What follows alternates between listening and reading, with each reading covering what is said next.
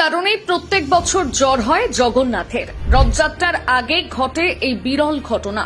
15 দিন কোয়ারেন্টিনে থাকতে হয় জগন্নাথ, বলরাম, সুভদ্রাকে। আসল কারণটা জানলে চমকে উঠবেন। ভগবান জগন্নাথের জন্মতিথি জ্যৈষ্ঠ পূর্ণিমায়, এমনটাই মনে করা হয় শাস্ত্রে। আমরা সকলেই জানি যে এই জগন্নাথ ধামে ভগবান বিষ্ণু জগন্নাথ রূপে বিরাজ করেন। এটি একমাত্র মন্দির যেখানে ভগবানের বিগ্রহ তৈরি করা হয় কাঠ দিয়ে। আর এখানে জগন্নাথ নিজের দাদা বলভদ্র এবং বোন সুভদ্রার সঙ্গে পূজিত হন। বহু বছর আগে এখানে পুজো শুরু হয় জগন্নাথ দেবের।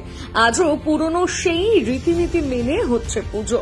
জ্যৈষ্ঠ মাসের পূর্ণিমা তিথিতে জগন্নাথ নিজের দাদা এবং বোনের সঙ্গে 108টি কলসের জলে পবিত্র স্নান করেন। আর তারপরই ধুম জ্বর আসে 3 ভাই বোনের।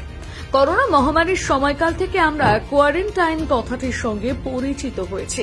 তবে শুনলে অবাক হবেন, এই শব্দ ব্যবহার হয়ে আছে প্রাচীনকাল থেকে।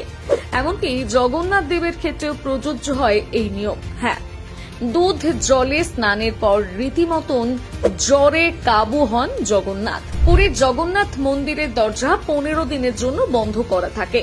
ফের রথে যাত্রার সময় খোলা হয়।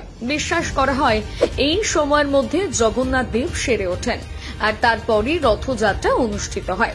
কিন্তু কেন প্রত্যেক বছর জ্বর আসে জগন্নাথ দেবের? এই প্রশ্নের উত্তর অনেকেরই অজানা। আজকের এই ভিডিওতে আমরা আপনাদের সেই প্রশ্নের উত্তরটাই দেব। পৌরাণিক মতে অত্যাধিক স্নান করার কারণে জগন্নাথ, বলরাম এবং সুভদ্রা অসুস্থ হয়ে পড়েন, আর তাই তারা একান্তবাসে থাকতে চান। এরপর 15 দিনের জন্য বন্ধ করে দেওয়া হয় মন্দিরের দরজা। হাতে গোনা মাত্র কয়েকজন পুরোহিত বৈদ্যের মতন সেবা করে ভগবানদের সুস্থ করে তোলেন। অসুস্থ থাকাকালীন সুতির শ্বেত বস্ত্র পরিধান করেন তারা। ভোজন দেওয়া হয় ফল, ফলের রস এবং তরল পদার্থ।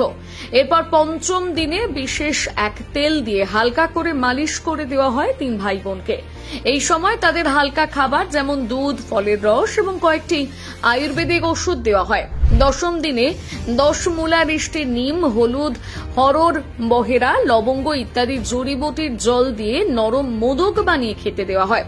শাস্ত্র অনুযায়ী বিশ্বকর্মা মূর্তি বানানোর সময় রাজা ইন্দ্রদ্যুম্নের সামনে শর্ত রাখেন যে তিনি দরজা বন্ধ করে মূর্তি বানাবেন।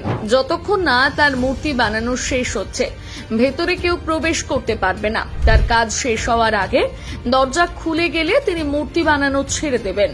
বন্ধ দরজার পিছনে মূর্তি নির্মাণের কাজ হচ্ছে কিনা তা তদারকির জন্য রাজা প্রতিদিন দরজার বাইরে দাঁড়িয়ে মূর্তি তৈরির আওয়াজ শুনতেন।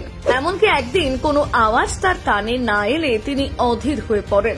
ভাবেন যে নিশ্চয়ই বিশ্বকর্মা মূর্তির কাজ ফেলে রেখে চলে গেছেন।